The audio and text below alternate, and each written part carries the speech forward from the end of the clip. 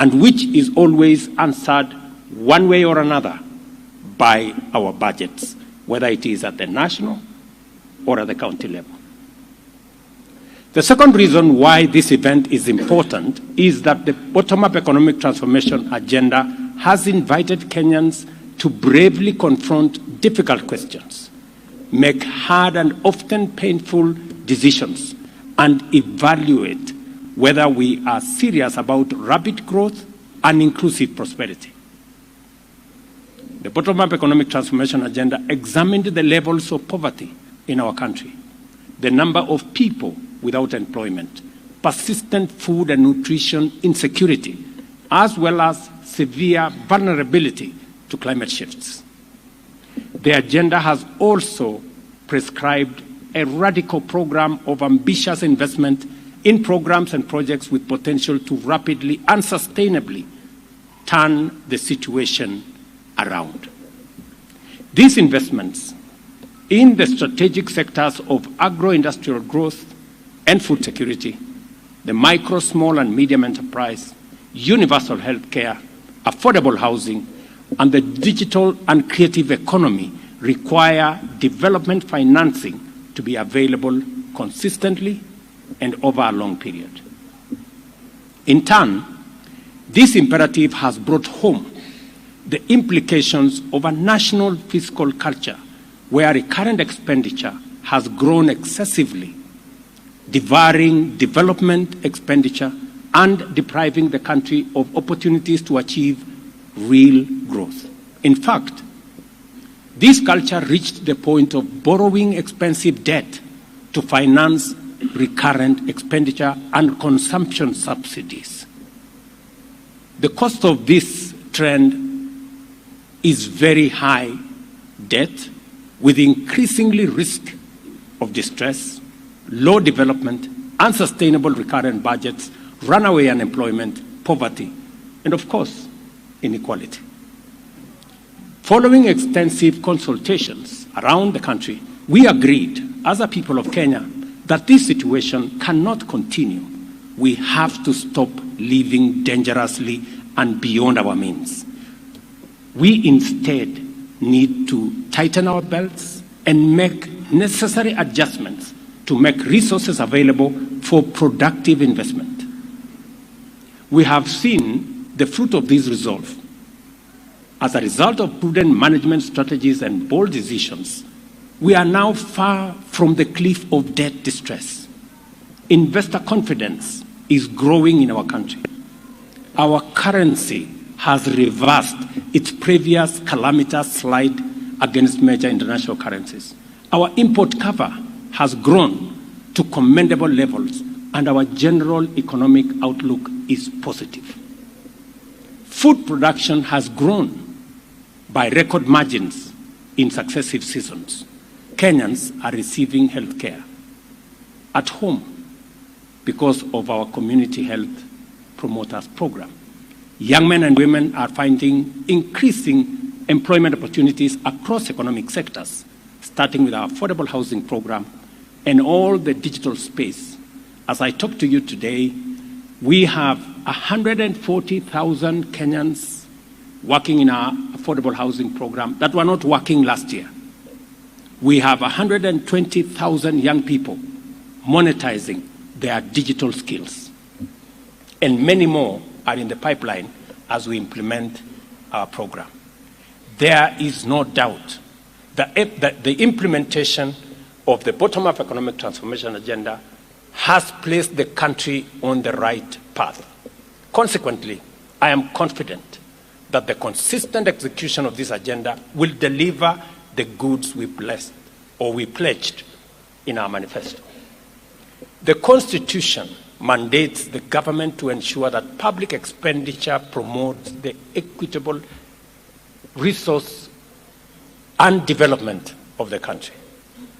The Salaries and Remunerations Commission is mandated to continuously monitor the fiscal sustainability of public compensation bill, the ability of the public sector to attract and retain best available skills, recognize productivity and performance, as well as transparently and fairly adjudicate on matters which bill. I know, as my deputy has said, if there is one organization that is not very popular, it is the Salaries and Remunerations Commission. They have a problem with the legislature. They have a problem with the executive. They even have a problem with the judiciary, because everybody expects more pay. I want to encourage our legislature. I know they have tried in the past to limit the budget of the SRC as a punishment. I want to encourage them to be more patriotic. If there is one organization that needs support to enable us make the right decisions, not for themselves, but for the country, it is the Salaries and Remunerations Commission. I want to commit that the government of Kenya will continuously make it possible for SRC to attend to their mandate and to guide the country and to guide entities on matters, salaries, and wages, so that continuously we can live within our means. The succinct theme of this conference says it all. There is work to be done in ensuring that the public wage bill meets the constitutional threshold. In recognition of this challenge, both levels of government resolved to work in partnership under the aegis of the Intergovernmental Relations Technical Committee in conjunction with SRC and the Council of Governors to set up this conference. As a national government, we have taken the lead with a commitment to reduce our wage bill to 35% of revenue by 2027. I know we've all agreed here on 2028, but I want to encourage us to review that date, because it's doable, to 2027. As a matter of fact, this very conference was a product of these discussions, because we recognize the urgent need for a platform where stakeholders engage on strategies and action plans aimed at achieving this 35% target. Although there is no doubt that government will need to increase employment in critical sectors to enhance service delivery, whether it is in security or in health or in education, the key implications of our deliberation is the need for actions to eliminate duplication of functions and overlaps in roles among ministries, departments, agencies, the national or the county government, and even commissions and independent offices. Even though our public sector wage bill is unsustainable, as it stands at 1.1 trillion, it represents only 62% of authorized establishment in the national government, and 100% recruitment would drive the wage bill to 1.8 trillion. The composition of the establishment itself is problematic in that it is seriously skewed towards hiring support staff at the expense of technical and other core function staff. Clearly, 83% of state departments have violated the recommended ratio of technical staff to support services. We must change course radically. Therefore, we shall review authorized establishments to design fit-for-purpose organizational structures for ministries, departments, agencies with optimal staffing levels and achieve fiscal sustainability at the same time. I have issued instructions to the State Department responsible for personnel issues to make sure that that exercise is carried out and concluded before the end of this year. Our agenda is to work with determination to build on 2 decades of implementation of results-based management with its various tools, including rapid result initiatives, performance contracting, and citizen services delivery frameworks and deliver an effective, efficient, and transparent public service as a first step to turning Kenya into the hub of public and private sector productivity. A public sector characterized by high efficiency, integrity, accountability, and productivity is vital for the realization of our development aspirations and therefore indispensable for the bottom-up economic transformation agenda. It is also essential for our intentions to make Kenya Africa's productivity champion and the host of the African Productivity Center, which we already have been assigned.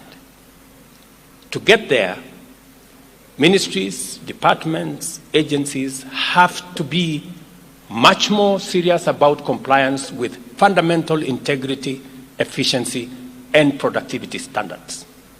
The level of non-compliance with vital constitutional mandates uncovered by the Auditor General and the Public Service Commission in their annual audits is unacceptable and amounts to impunity that can no longer be part of our public service. Just imagine, only 24% of our organizations received an unqualified audit, and the level of compliance with the PCS's audit of compliance with national values is far from pleasing. And nobody is bothered. We're continuing as if it is business as usual. I mean, leaders, heads of ministries, departments, agencies that have qualified accounts, one way or another, don't even bother to ask themselves, what are we doing about it? We cannot deliver for Kenyans when we are burdened with impunity, and we must work round the clock to make sure that we walk away from the current status. Let me again repeat, we cannot deliver for the people of Kenya when we are burdened with impunity and wounded by non-compliance. I want to see reports outlining corrective actions in respect of both audits within the next 21 days. And I expect radical improvements in future audits. It cannot be business as usual. If your accounts are qualified, I mean, you cannot just expect that, okay, it is qualified, so, I mean, you must do something about it. And so I'm expecting a record in the next 21 days of, so what? What are you doing about it?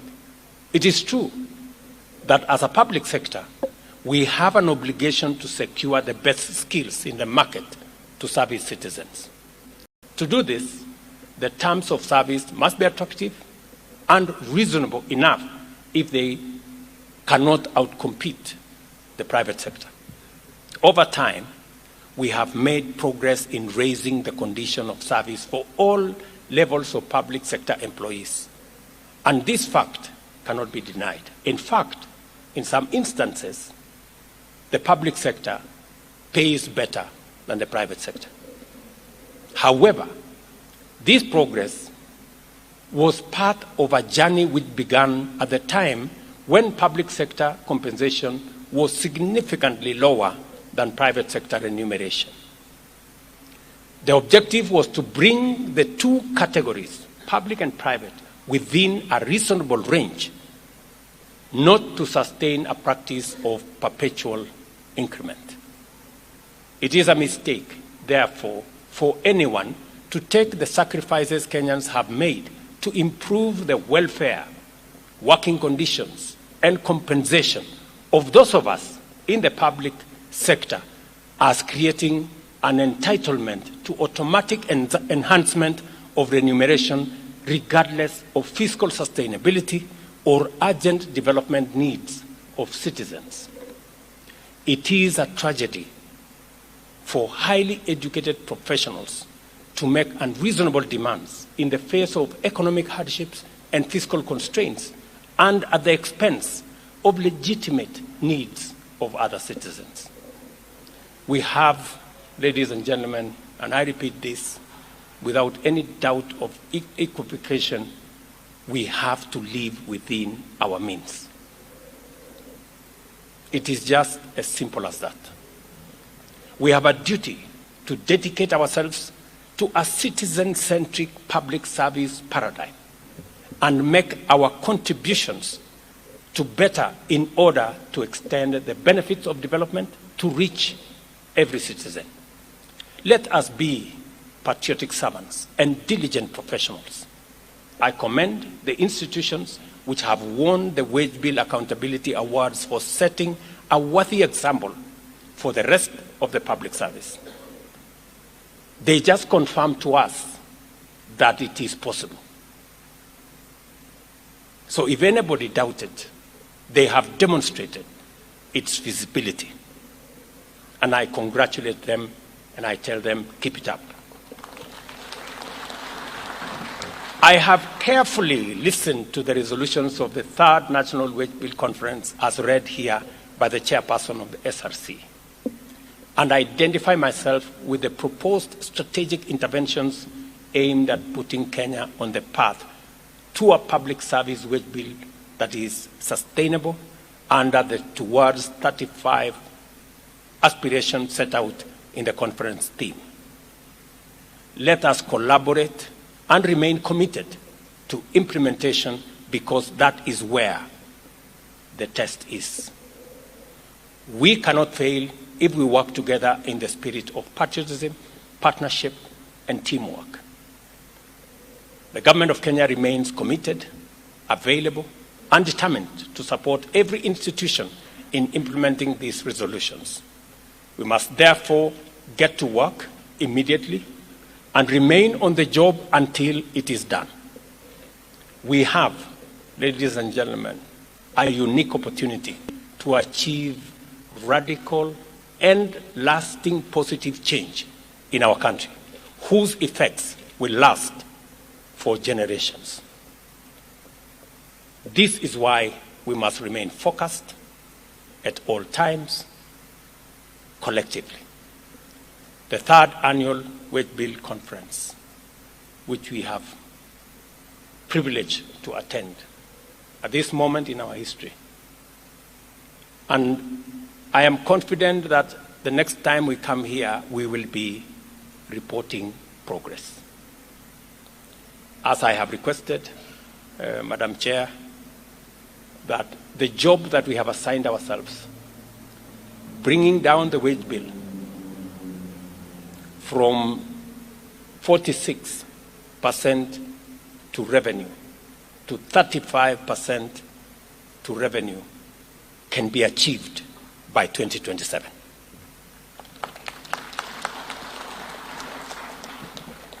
There are agencies, parastatals, institutions that have already achieved this without the target we have set.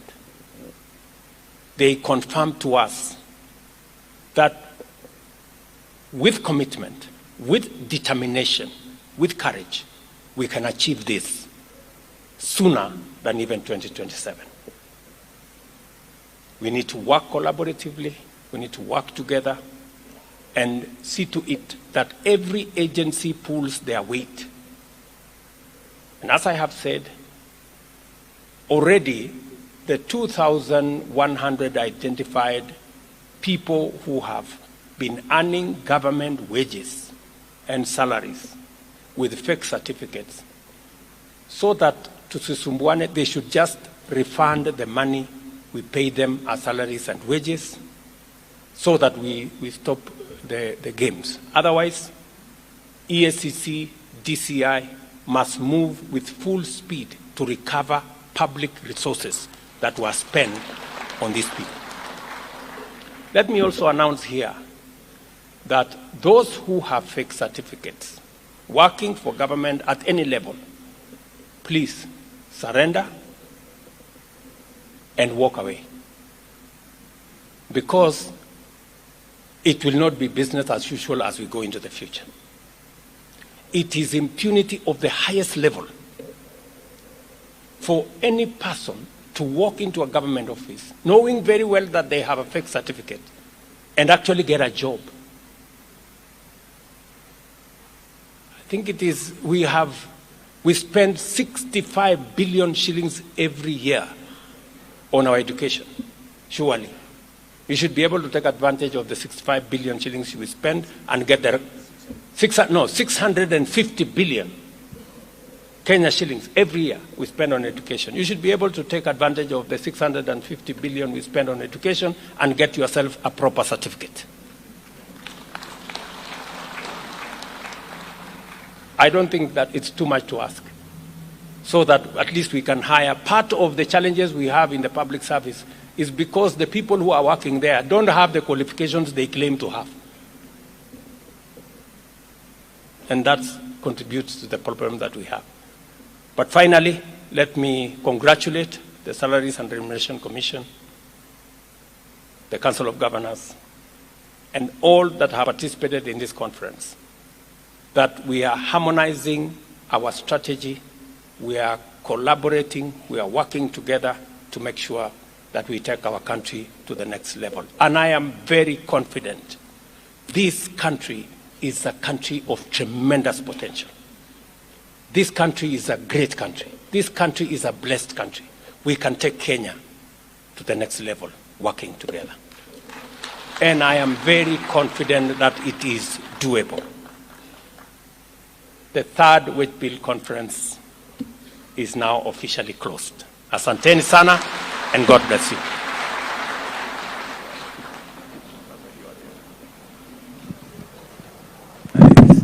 One more round of applause for His Excellency, please.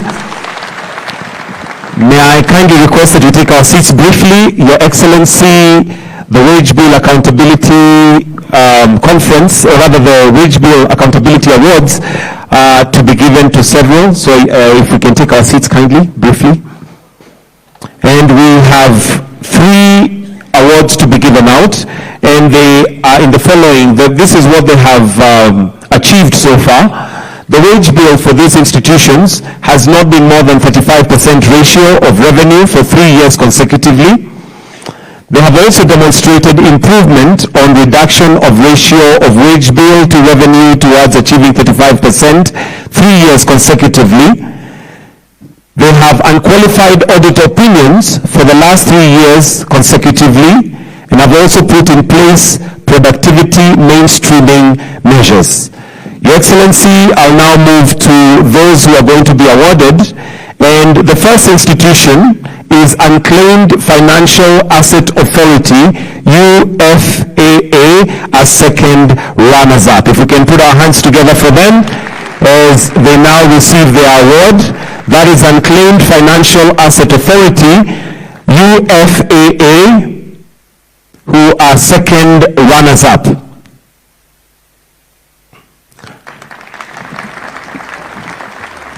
First runners-up is the Kenya National Qualifications Authority, KNQA.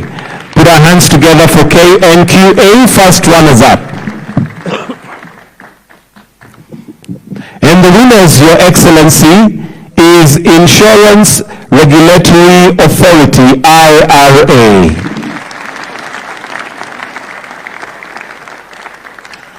Thank you. May I request that we all be upstanding as we are now going to finish off with the national anthem. We have a short photo session outside, but for now we'll finish with the plenary with the national anthem.